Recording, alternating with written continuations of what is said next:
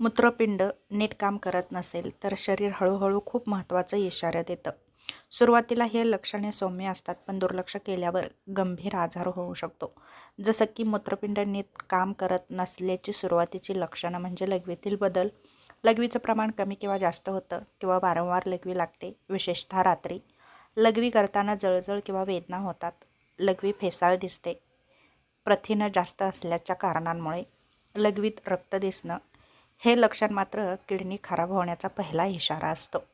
त्याचप्रमाणे शरीरावर सूज येते, पाय, घोटे, टाच सुजते, चेहरा, डोळ्याभोवती सूज असते, सकाळी चेहरा फुगलेला दिसतो, किडनी पाणी आणि मीठ बाहेर टाकू शकत नाही म्हणून सूज येते, प्रचंड थकवा आणि अशक्तपणा जाणवतो, थोडंसं काम केलं तरी दम लागतो, सतत झोप येते, शरीरात शक्ती नसल्यासारखं वाटतं. किडनी इरिथ्रोपोएटिन हार्मोन्स तयार करते, ते कमी झाल्यामुळे ॲनिमिया होतो. भूक न लागणं, पचनाची समस्या, भूक पूर्णपणे न लागणं, मळमळ, उलटी, तोंडात कडू किंवा धातूसारखी चव, तोंडाला दुर्गंधी यासारख्या समस्या दिसतात. विषारी घटक शरीरात साचल्यामुळे ही लक्षणे दिसतात, जसं की त्वचेतील बदल, त्वचा कोरडी, खाज येणं, त्वचेचा रंग काळवांडलेला दिसणं, सतत खाज सुटणं, विशेषतः रात्री. रक्त शुद्ध न झाल्याने हे परिणाम दिसून येतात.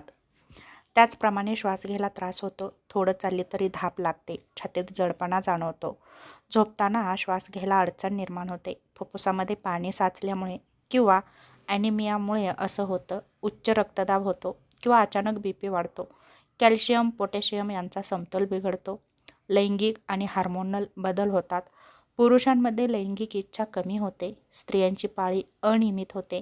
किडनी जास्तच खराब झाल्यावर दिसणारी गंभीर लक्षणं म्हणजे सतत उलटी होणं, मानसिक गोंधळ, त्वचा फार काळी दिसणं, लघवी पूर्ण बंद होणं, बेशुद्ध पडणं. ही स्थिती तातडीची वैद्यकीय मदत मागते. कोणाला जास्त धोका असतो तर पहिलं महत्त्वाचं म्हणजे मधुमेह असणारे, उच्च रक्तदाब असणारे, वेदनाशामक औषधे जास्त घेणारे, पाणी कमी पिणारे, 40 वर्षावरील व्यक्ती. किडनीची तपासणी कधी करून घ्यावी? जर ही सर्व लक्षणे 2 ते 3 आठवड्यापेक्षा जास्त असतील, जसं की लघवीत बदल, सूज, थकवा, BP, युरिन टेस्ट नक्की करून घ्या. किडनी सुरक्षित ठेवण्याच्या महत्त्वाच्या सवयी म्हणजे पुरेसं पाणी प्या, मीठ कमी खा, वेदनाशामक औषधे डॉक्टरांच्या सल्ल्याशिवाय घेऊ नका, रक्तदाब नियंत्रणात ठेवा, साखर नियंत्रणात ठेवा आणि शरीराची नियमित तपासणी करून घ्या. यासारख्या छोट्या छोट्या गोष्टी जर तुम्ही अवलंबल्या तर नक्कीच तुमची किडनी निरोगी राहू शकते आणि योग्य ते काम नक्कीच करू शकते.